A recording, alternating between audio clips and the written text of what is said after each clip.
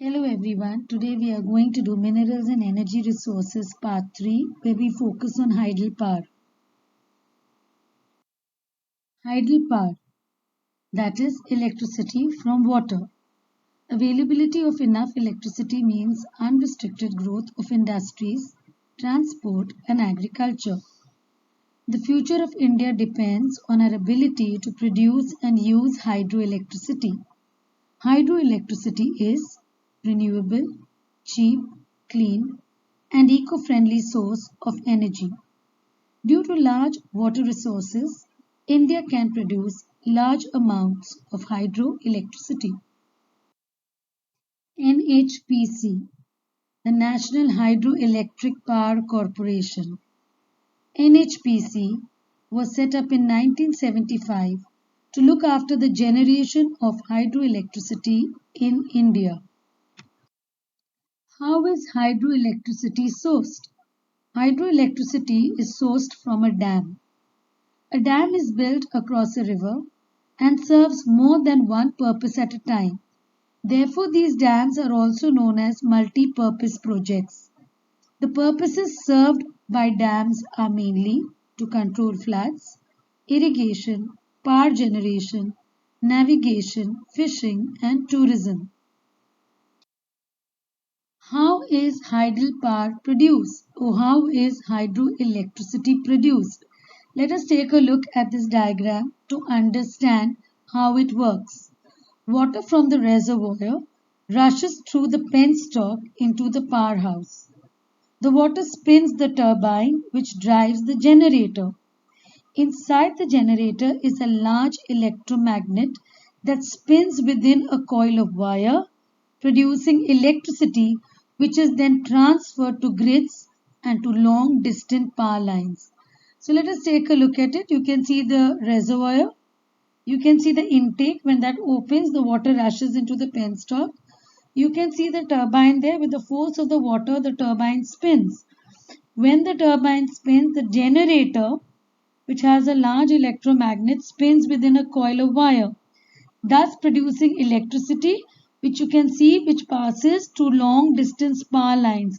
Those yellow lines signify the power lines which go through the grids and then is sent all over as a source of hydel power. For the Icse, we focus on two major dams, the Bhakra Nangal Dam and the Hirakud Dam. We will now study the Bhakra Nangal Dam. It is the largest project in India and it is named after two dams built, one at Bhakra and the other at Nangal on the river Satluj. It is a joint venture of Punjab, Haryana and Rajasthan states. The Bhakra Nangal Dam. This project has two dams, one at Bhakra as you can see in the diagram and the other at Nangal. The Nangal Hydel Channel, powerhouses, electric transmission lines and the Bhakra Canal system for irrigation. In the diagram which is at the side, you can see Bhakra, Nangal and Govind Sagar, which is the reservoir for Bhakra Dam. The Bhakra Dam is one of the highest straight gravity dams in the world. Bhakra Dam is built across a gorge on the Satluj River near Roopnagar. The dam is 226 meters high and 518 meters long. It has developed a huge reservoir at its back called the Govind Sagar. As you can see the picture, you can see the Govind Sagar and from it flows the water into the dam. The Nangal Dam has been built about 13 kilometers downstream of the Bhakra Dam.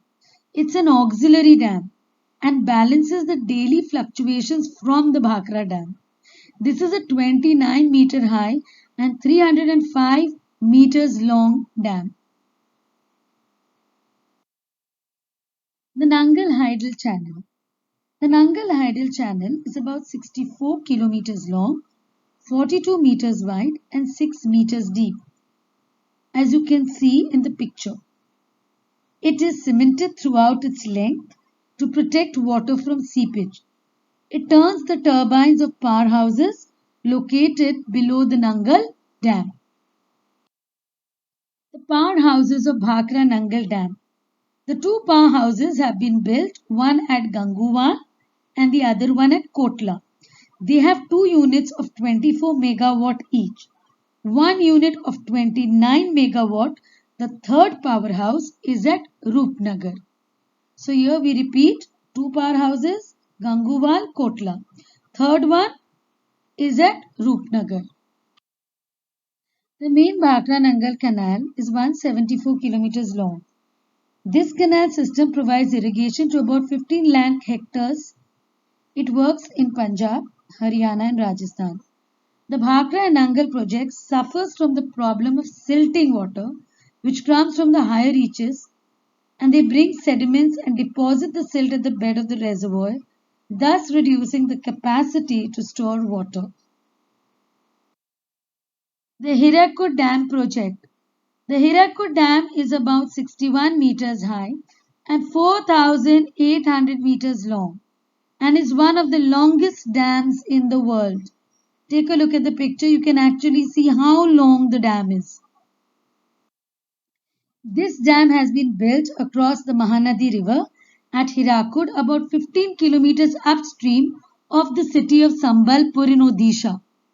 The reservoir at the back of the dam has a capacity about 8,000 million cubic meters over an area of 630 square kilometers. So take a look, girls. You can see the Hirakud Dam. And this is on which river? The river Mahanadi. Then you can see Sambalpur. And as it comes down to Cuttack, and then it flows into the Bay of Bengal. So I repeat, the dam is built 15 kilometers upstream of the Mahanadi from the city of Sambalpur, in which state? Odisha. The reservoir at the back of the dam, there is no name to the reservoir. Unlike Bhakra, which has the Govind Sagar reservoir. So the dam has a capacity about 8,000 million cubic meters over an area of 630 square kilometers. The Hirakud Dam project. The area served by the Hirakud project is very rich in minerals like iron ore, bauxite, manganese, graphite, chromite, mica and many others. They need large supply of hydroelectricity for their exploration. Power is supplied to a large number of industries and urban centers. Two more dams were constructed on the Mahanadi at Tikrapara and Naraj.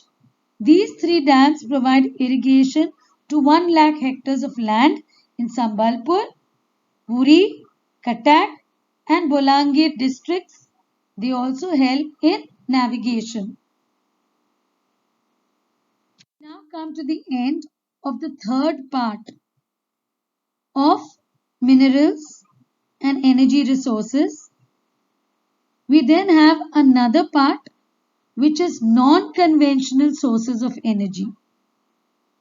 That will be in the next PPT. I hope you enjoyed this PPT. Please do not forget to subscribe to my channel and to definitely give a like. Thank you.